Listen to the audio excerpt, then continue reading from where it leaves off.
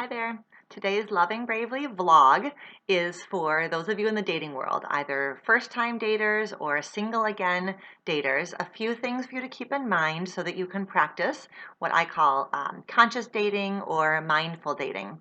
So many people today are using online tools, apps like Bumble and Tinder and Grindr and all of those that are wonderful tools. But the first thing I want to just remind you of is that they are just that. They're tools.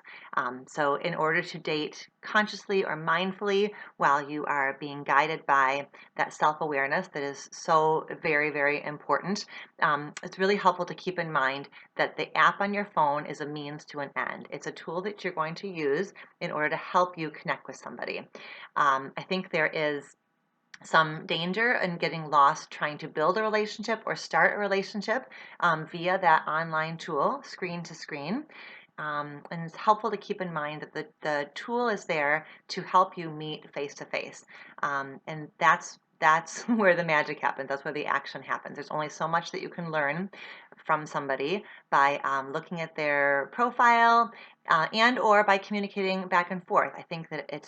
Um, I think it's really helpful to kind of have a grounding or a foundation, um, but there's sort of a sweet spot there, and all of us who are therapists, clinicians, hear stories of people who really try to begin a relationship screen to screen, I think in part to protect ourselves from the vulnerability of showing up, in real life. So that's one thing to keep in mind. So remembering that those online tools are a means to an end, the end being actually showing up and getting to know somebody. The second piece to that is challenging yourselves. I invite you to challenge yourself to limit the pre-Google. We are living in a world where with just a few touches of our phone, we can have the answers to just about anything. I think one of the consequences of living in the digital age, and certainly dating in the digital age, is that we are increasingly uncomfortable with not knowing. We have tied not knowing to anxiety. So that which we don't know the answer to can make us feel rather anxious. And the truth of the matter is, when we are dating, there's a whole lot we don't know. There's an entire person that we don't know. And so I know one of the ways that people who are dating will try to manage that anxiety, which is really legitimate, really real, really understandable, is with the pre-Google, right? So digging through that potential new partner's social media and kind of searching to understand the parts of their story. The moment that I suggested this for the first time to an audience, that people avoid the pre-Google, a student's hand went up and she said that her sister had done a pre-Google and found out that the guy she was about to meet up with was a registered sex offender.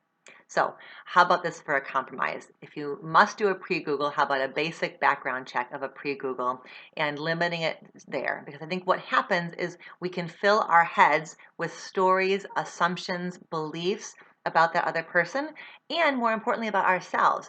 I'm not as pretty as da da da da, or I seem to be more successful than that person. So whatever the stories are, they get in the way. They are the noise in our head then at that first date.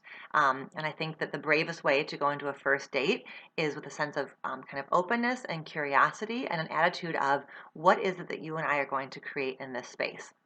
Now, this is all needless to say that I am clearly 100% in favor of safe dating practices. Not letting that person know, your home address, making sure that if you get a drink, you get your drink from the bar, making sure that you have people who know where you are, meeting in a public space, all of those kinds of basic protocols. That's my sort of beginning assumption that people will be practicing those basic safety protocols. But being mindful, once you have established ways that you know you're going to keep yourself safe, being mindful of ways that you may be trying to manage your anxiety by with that very, very sneaky pre-Google. The last thing that I will mention is an invitation to you to think about how you're using your online dating tools. So it's entirely possible to swipe on 20, 30, depending on how long the line is, potential partners while you are in line at Trader Joe's, right? You could stand there with your cart full of groceries and swipe on potential partners. That to me is a reflection of sort of mindlessness, right? Because what you are doing is searching for somebody to connect with. Even if you're just on that app for purely a sexual connection, you still are doing something that is about human-to-human interaction in a rather mindless way, right, while you're standing in line at the grocery store.